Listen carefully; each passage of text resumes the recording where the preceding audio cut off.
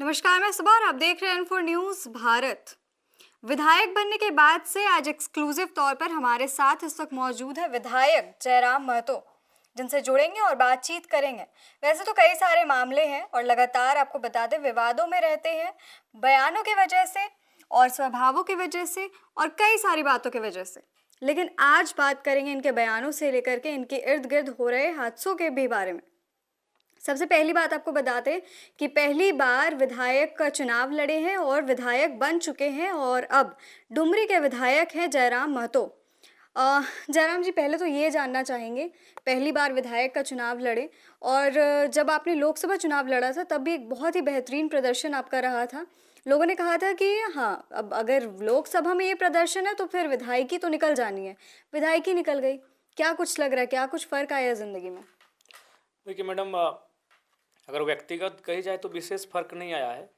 जैसा मेरा व्यवहार पहले था वैसा आज भी है। जैसा हम मैदान में खेल कूद करने उतर जाते थे आज भी उतर जाते हैं। भोजन ग्राउंड में मिला तो लोग से बात करते करते वहीं खुले मैदान में बैठ के ज़मीन में खाना भी खा लिए। रास्ते में गए तो देखें कुछ लोग नहा रहे हैं तो उन्हीं से गमछा तेल साबुन मांगे, उन्हीं के बीच नहा लिए। तो जो मेरा व्यवहार पहले था वो व्यवहार आज भी है। लेकिन हाँ, जिम्मेवारी बढ़ने के कारण, संवैधानिक दायित्व बढ़ने के कारण ये बदलाव हुआ है कि समय नहीं मिल पाता है।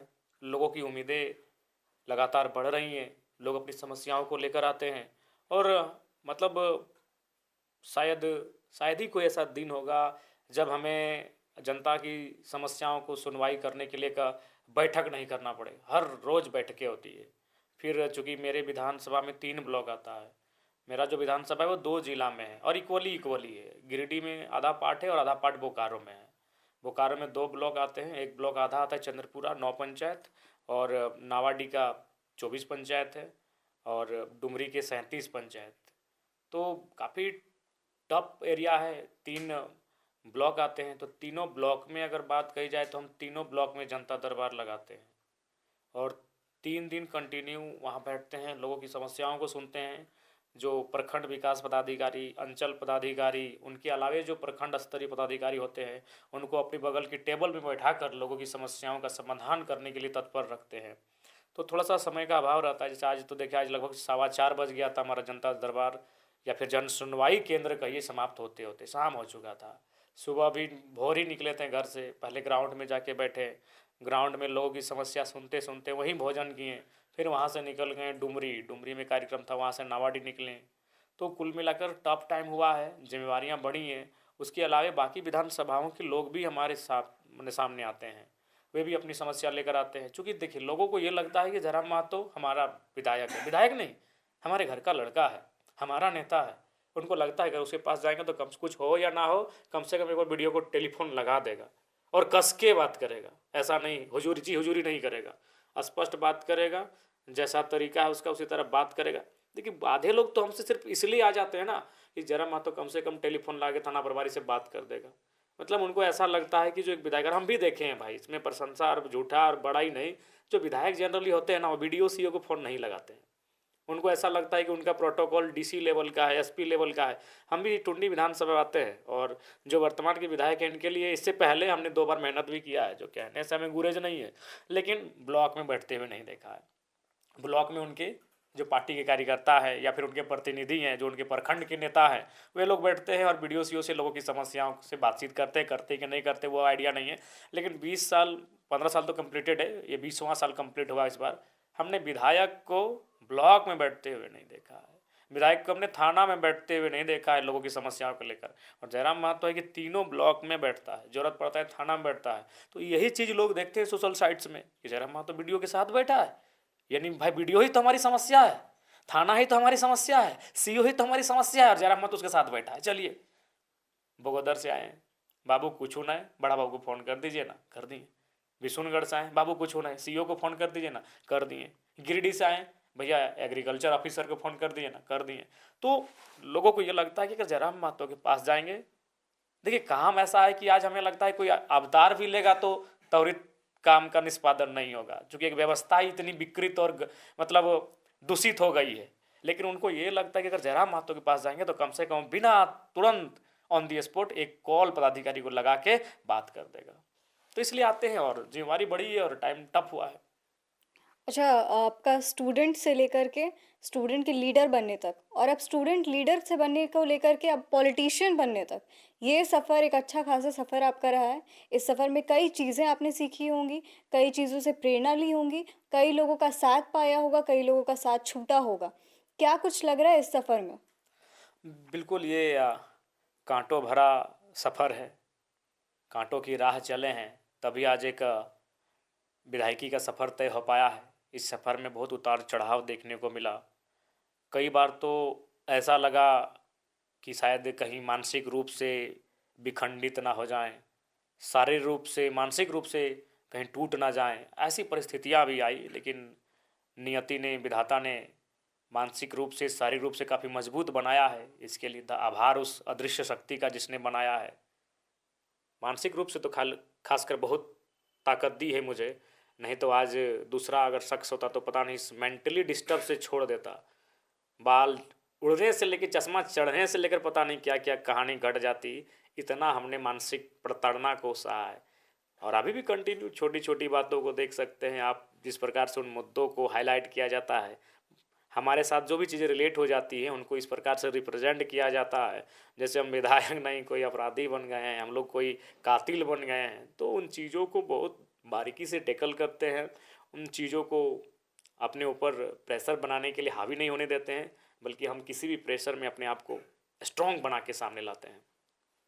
तो जो ये स्ट्रॉन्ग इंसान है, इनसे एक बड़ा कह सकते हैं कि ज़ाहिर सा सवाल है हमारा, कि ये जब साथ छूटता है तो क्या स्ट्रॉन्ग इंसान को भी तकलीफ़ होती है? उन साथियों का जिनके साथ आपने ये लड़ाई लड़ी, जिनके साथ आपने एक वक़्त गुज़ारा हो, उनके साथ दिन और रात काटे हो, उनके साथ प्लानिंग की हो, भविष्य का आगे सोचा हो?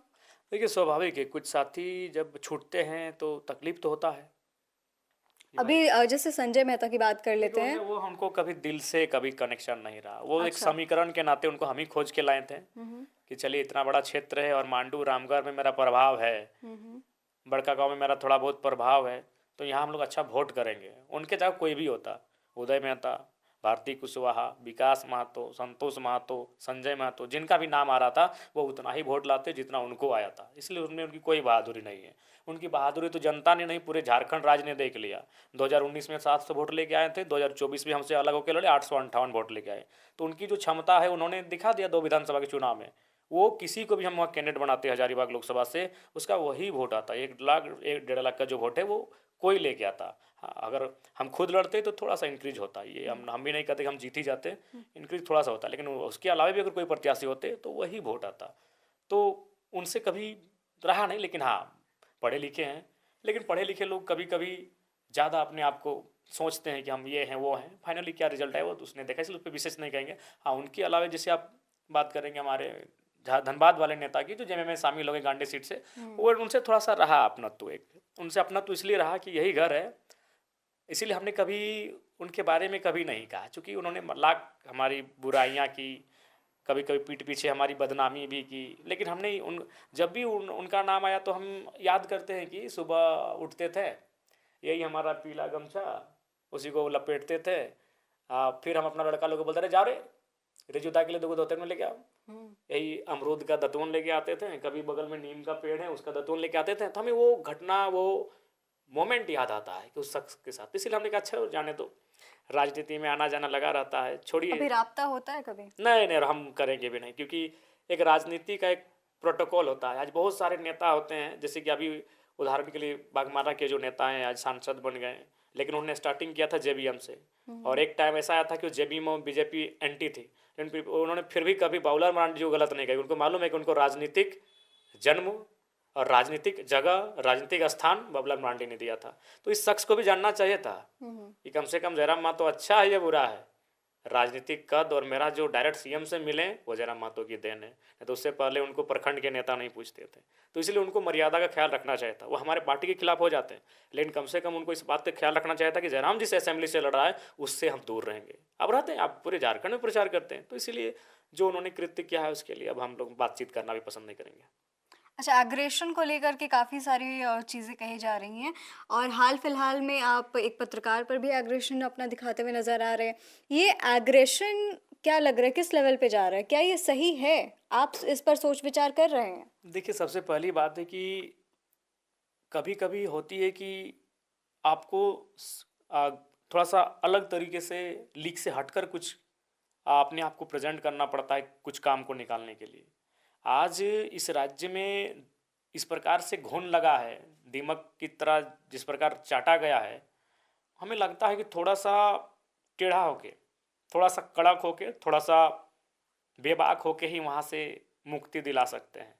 सरलता पूर्वक हमें नहीं लगता इस राज्य की समस्याओं का निदान होगा। इसीलिए मेरा मानना है, मेरा एग्रेशन ठीक ठाक है, और ये मैंने तो नहीं चुना इस एग्रेशन को झारखंड की लाखों जनता ने पसंद किया है। जैसे मैं आपको एक छोटा सा उदाहरण देता हूँ। मैंने किसी मीडिया में कहा था, कोई बयान मेरा था जिसको लेकर, और हाँ, वो मैंने रे या बे किसी को बोला था, तो मीडिया ने हमसे पूछा, तो हमने कहा भाई हम सार्वजनिक, चूँकि मीडिया सब देखते हैं, लोकतंत्र ये एक प्लेटफॉर्म है जिसके माध्यम से हम अगर माफ़ी मांग लेते हैं, तो हमने कहा कि हम भाई माफ़ी चाहते हैं। जब वो वीडियो कुछ मजदूर वर्ग के लोगों ने देखा, विश्वास कीजिए उन्होंने वहीं कमेंट किया और हमें फ़ोन किया कि जयराम दा, आप हमारी आवाज़ हैं, हम लोग, आपने तो रे बे किया है, आइए कोलियरी में, आइए आउटसोर्सिंग कंपनियों में, आइए सरकारी दफ्तरों में, वहाँ छोटे पदाधिकारी को या फिर कर्मचारी को या फिर जो वर्कर हैं, मजदूर हैं, उनको भद्दी भद्दी गालियाँ उनकी माँ बहन के नाम पे पड़ती है। तो आप तो हमारी आवाज़ हैं, आपने तो रे बे किया है। अरे आपको सुनते हैं तो हमको लगता है कि हमें जो गालियाँ पड़ती है ना, उसका कोई काउंटर कर रहा है। ये उनका वर्सन था, उस मजदूर का वर्सन था कि जब आपको सुनते हैं ना, जब अफसरों को लताड़ते हैं, तो ऐसा लगता है कि हम पे जो लोग भला बुरा भद्दी भद्दी गालियाँ देते हैं, उसका कोई काउंटर करने के लिए खड़ा हुआ है। तो इसलिए उन्होंने स्पष्ट लिखा, यार बिल्कुल आपको माफ़ी मांगने की जरूरत नहीं है, आपने तो रे बे किया है। यहाँ जाके देखिए सरकारी दफ्तरों में, जाके देखिए किसी थाना में, उस थाना का जो पदाधिकारी होते हैं, जाके देखिए किसी बड़े बड़े अफसर के सामने में, उनके पहले जुबान पे ही गाली होती है छोटे कर्मचारियों के लिए, आम व्यक्ति के लिए। तो आपने तो वो नहीं किया, आपने तो बस मामूली दो शब्द निकाला है, रे बे। ये जनता का मैंने हमारे प्रति स्टेटमेंट था, जबकि हम माफ़ी मांग रहे थे इन शब्दों के लिए, हम सार्वजनिक मीडिया पे आके माफ़ी मांग रहे थे, लेकिन ये जनता ने कहा जी नहीं, आपको माफ़ी मांगने की कोई ज़रूरत नहीं है, आप काउंटर करने के लिए आए हैं, और आप जब बोलते हैं, उनको लताड़ते हैं, तो सुकून मिलता है। ये क्यों हुआ? उनके कारण हुआ। उन्होंने गलत रूप से एक आम व्यक्ति के साथ अपना व्यवहार को दर्शाया है। कुछ दिनों पहले बिहार से एक कॉल आता है आपके पास, जिनके द्वारा आपसे मदद मांगी जाती है, जिनसे आप कहते हैं कि हम विधायक तो झारखंड के, क्या हम आपकी मदद कर सकते हैं? क्या कुछ मामला था वो? देखिए, उनका मामला था बिजली विभाग का। तो फिर संबंधित पदाधिकारी से बात की तो उन्होंने आश्वासन दिया, हमने परिचय दिया, तो उन्होंने पहचान लिया कुछ देर बाद। बोला ठीक है, अब उतना दूर से आप कॉल किए हैं तो ज़रूर हम देखते हैं। उसके बाद हमें उनका कॉल नहीं आया। तो अब काम हुआ है कि नहीं हुआ है ये हम नहीं कह पाएंगे एग्जैक्ट, लेकिन उनके फ़ोन करने के बाद हमने फ़ोन किया था, और उन्होंने ये इस बात का मैंने कन्वेंस किया उस पदाधिकारी ने जो बिजली विभाग से संबंधित हैं, कि आप उतनी दूर से एक फ़ोन किए हैं, तो हम कोशिश करते हैं उनका काम कर देंगे। अच्छा, एक चीज़ है, जयराम महतो जो है वो मैया समान योजना के काफ़ी खिलाफ चल रहे हैं, और ये हमारी एक बहुत करीबी महिला मित्र हैं, उनके द्वारा ये सवाल मेरे पास भेजा गया है और रिक्वेस्ट किया गया है कि ये सवाल हम आपसे बिल्कुल करके ही लौटें। तो ये सवाल उनके द्वारा ये किया जा रहा है। फिर उत्तर देते हैं। देखिए मैडम, जब आप आज हमारे जनता दरबार में थी, आपने देखा होगा कि सफ़ेद साड़ी में एक 70-75 साल की बूढ़ी महिला काफ़ी हल्ला कर रही थी। जी। उनको सब लोग चुप होने के लिए कह रहे थे। मामला क्या था मालूम है? उनको 5 महीना से पेंशन नहीं मिला है, और वो खुद क्या बोल रही थी, चूँकि गांव देहात में लड़के लोग को थोड़ा सा एक शब्द ऐसा बोला जाता है जिसको हम नहीं बोलेंगे, तो बूढ़ी महिला बोल रही, लड़कियन, हम लड़कियन बोल रहे हैं, वो लड़कियन नहीं बोल रही थी, कुछ और शब्द बोल रही थी, हम मीडिया में नहीं बोल पा रहे हैं उसको। ठीक है। हमारी बहन के लिए लेते हैं भाई, बूढ़ी दादी, उसमें बुरा क्या मानना। हमारी बहन के लिए वो कुछ एक दूसरा शब्द बोल रही थी, लेकिन हम उसके जगह पे लड़कियन बोलते हैं कि लड़कियन के 2500 मिला है, और हम बूढ़ियन के 1000 टका मिला है, सेठो 4 महीना से नहीं मिला है। तो बताइए कहाँ तक सही है? इसीलिए हमने कहा मैया सम्मान योजना का हमने पूर्णतः विरोध नहीं किया है। हमने शुरू से कहा कि जो 50 साल से ऊपर हैं आप उनका समर्थन करते हैं, लेकिन जो 18, 22, 23 साल की हैं, जिनको आवश्यकता भी नहीं है, जिन्होंने आपसे मांगा भी नहीं, और उनको दे रहे हैं। अभी कल मेरा दिव्यांगों के बीच कार्यक्रम है, वो कह रहे थे कि दादा 25 साल की लड़की तो ताकत है, वो तो सक्षम है, वो तो संपन्न है शारीरिक रूप से, हम दिव्यांगों को 1000 रुपया मिलता है। तो ये हम कहाँ कह रहे हैं, तो झारखंड की जनता पूरी कह रही है कि भाई ये तो गलत तरीके से आप वोट लेने के लिए इस योजना को लेके आए हैं। और यहाँ तक कुछ दिव्यांगों ने कहा कि उनको मुख्यमंत्री को शायद ऐसा लगा कि हम लोग अपाहिज लोग हैं, वो मतदान केंद्र तक नहीं जा पाएंगे वोट देने के लिए। कितना बड़ा बात बोला।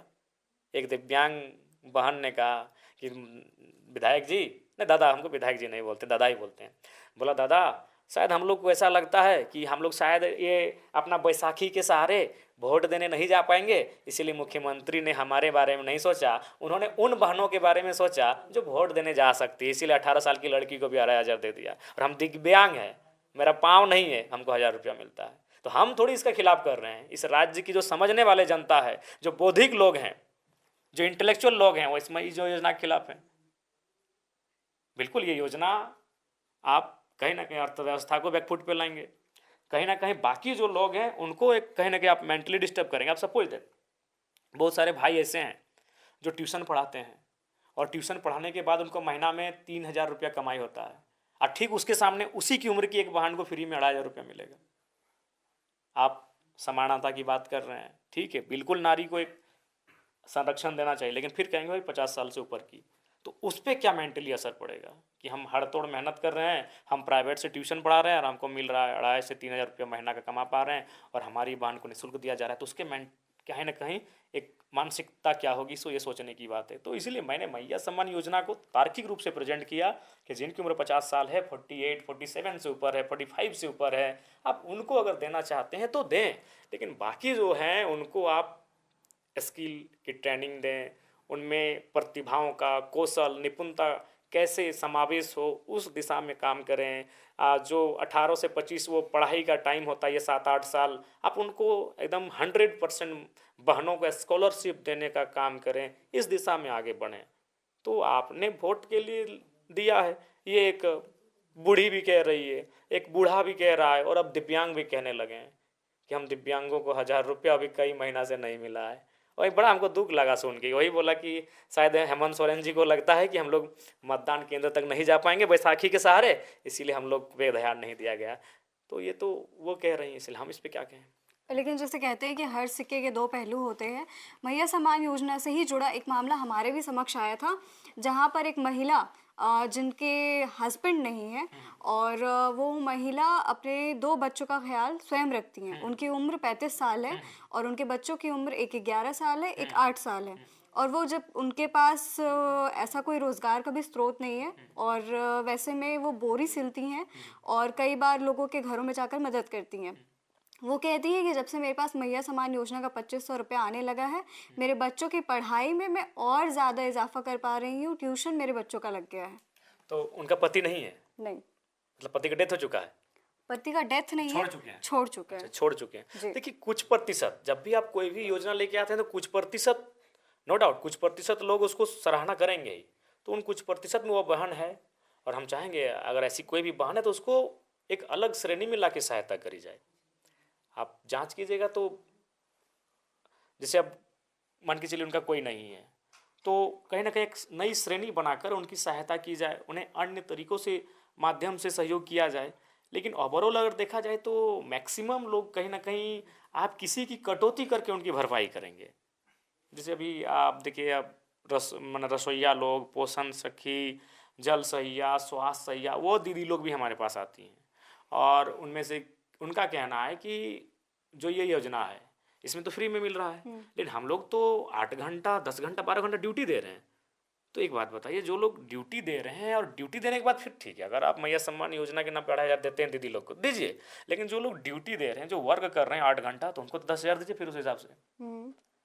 जो 8 घंटा मेहनत कर रहा है आप उसको भी 2,500 दे रहे हैं, और आप अपने वोट के लिए फिर निःशुल्क मने बिना कुछ किए 2,500 दे रहे हैं, तो ये तो अनुचित है। अच्छा, एक अभी मामला बड़ा गरमाया हुआ चल रहा है, फरजान खान को लेकर के है, और आपके JBKSS में एक महिला है जिनके द्वारा ये आरोप लगाया गया है कि फरजान खान ने उनके साथ आपत्तिजनक बातें की हैं, उनके पास आपत्तिजनक तस्वीरें हैं। ये मामला थाने तक भी पहुंचा है, इसमें क्या कुछ सच्चाई है? देखिए, एक बात है कि अगर हम दोनों के लिए हम एक आज दुख प्रकट करते हैं, फरजान के साइड तरफ से भी, और वो जो दीदी है उनके लिए भी, अगर उनका संबंध हमसे नहीं होता, उनके भी अतीत के मामले को आज इसीलिए उछाला गया चूंकि उनका संबंध जयराम महतो से, अगर उनका संबंध किसी BJP, JMM, कांग्रेस आजसू से होता तो उनके अतीत के मामले को इस प्रकार से उछाला ही नहीं जाता। और फरजान के इस मामले को भी इसलिए हाईलाइट मिला न्यूज़ में कि इनका संबंध हमारे साथ है। देखिए, आज से 1970-80 के दशक में गांव के लोग कहते थे कि दो भाई आपस में लड़ जाते थे, जमीन विवाद को लेकर मारा पीटी होता था या फिर किसी मसले में, रोज आते थे थाना प्रभारी के पास, बड़ा बाबू के पास। वो बड़ा बाबू होता था यूपी और बिहार का।